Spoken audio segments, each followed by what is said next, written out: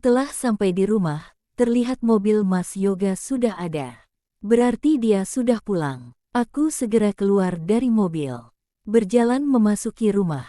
Ternyata Mas Yoga tengah duduk di ruang tamu, sambil menatapku tajam. Kamu dari mana? Dari tadi Mas hubungi nomormu tapi nggak bisa masuk. Kenapa keluar rumah tidak memberitahu, Mas? Tanyanya dengan mimik menahan luapan kemarahan. Kenapa Mas marah? Aku keluar dari rumah ini untuk mencari hiburan. Apa salah? Aku juga ingin sedikit melupakan kesedihanku, ujarku tak mau kalah. Egois sekali dia. Tapi, setidaknya kamu harus mengangkat telepon dari Mas. Bukannya seperti ini, ujarnya ketus. Handphoneku mati, lalu bagaimana cara menelponmu? Ujarku berbohong. Padahal aku tidak tahu penyebab kenapa panggilan darinya tidak terdengar olehku. Mungkin handphoneku beneran mati. Aku tidak memeriksanya setelah Mas Chandra melihat isi video tadi. Ya sudah, lain kali kalau keluar rumah.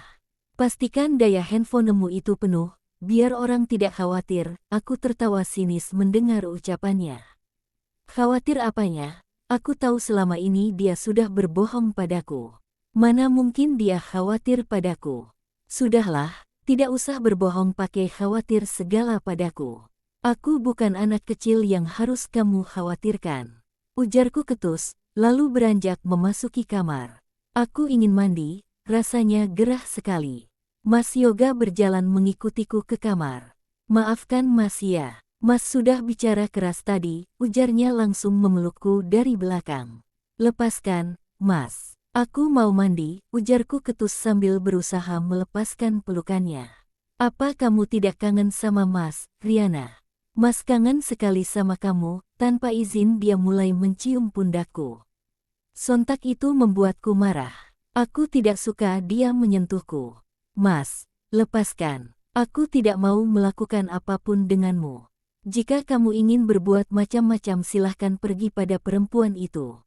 Aku sedang tidak ingin. Jadi tolong jangan memaksaku. Kulepaskan pelukan Mas Yoga dengan paksa. Terlihat dia sangat kaget dengan penolakanku. Kamu kenapa Riana? Kenapa kamu berubah seperti ini? Aku menatapnya tajam, rasanya sangat ingin menamparnya. Dia sudah membohongiku selama bertahun-tahun. Mengaku sangat mencintaiku tapi nyatanya bohong. Ingin sekali menanyakan langsung alasannya tapi dengan susah payah ku tahan. Jangan membuatku marah, Mas. Aku membencimu semenjak kamu menghadirkan perempuan itu ke dalam rumah tangga kita, ujarku lirih. Lalu berjalan memasuki kamar mandi. Setelah mandi, aku segera sholat maghrib. Tak kuhiraukan sedikit pun kehadiran Mas Yoga. Aku berjalan menuju dapur. Melihat meja makan, ternyata masih ada lauk pauk untuk makan malam. Aku hanya perlu membuat sayur bening. Aku segera membuka kulkas. Ada sayur kangkung. Segera ku buat tumis kangkung pakai sedikit terasi dan saus tiram. Setelah selesai, aku menghidangkannya di meja makan. Mas Yoga terlihat tengah asyik menonton televisi. Aku memanggilnya dari arah ruang makan. Mas, makan malam dulu. Panggilku sedikit keras agar dia mendengarnya. Mas Yoga menoleh ke arah ruang makan, lalu beranjak menghampiriku. Menarik kursi di sebelahku, lalu mulai menaruh nasi ke piringnya. Bagaimana masakanku tadi? Apa perempuan itu menyukainya? Iseng aku bertanya pada Mas Yoga. Nggak tahu, Ma. Dia tidak menghubungi Mas. Mungkin dia suka masakanmu, selama ini apapun yang kamu masak selalu enak kok, ujarnya tersenyum manis padaku. Tentu saja perempuan itu tidak komplain, secara dia minta dibelikan makanan lain oleh pria itu. Bodoh sekali Mas Yoga, bisa dibohongi oleh perempuan itu. Aku lalu menikmati makananku, Mas Yoga terlihat lahap menikmati makanannya. Selalu seperti ini, kalau makan di rumah, dia selalu bersikap seperti itu. Dulu, aku sangat bahagia saat dia selalu lahap memakan masakanku. Tapi sekarang rasanya sangat muak. Aku membencinya. Dia pembohong besar. Aku sungguh tidak tahan lagi jika lama-lama harus berdekatan dengannya. Setelah makan dia kembali ke ruang tamu, menonton televisi. Aku lalu membersihkan sisa makanan, mencuci semua piring kotor. lalu beranjak mendekatinya di ruang tamu. Sini, dekat Mas duduknya. Ma, ujar Mas Yoga menepuk sofa di sebelahnya. Jika tidak ada yang ingin aku tanyakan, rasanya ogah berdekatan dengannya. Aku lalu duduk di samping Mas Yoga, dia langsung saja memegang pundakku. Aku hanya diam. Sekarang aku ingin mencari tahu sedikit tentang semua rahasia itu. Mas, sebelum menikahi perempuan itu, dari mana Mas kenal dengannya? Tanyaku pada Mas Yoga. Dia sedikit menoleh padaku, menatap wajahku sekilas.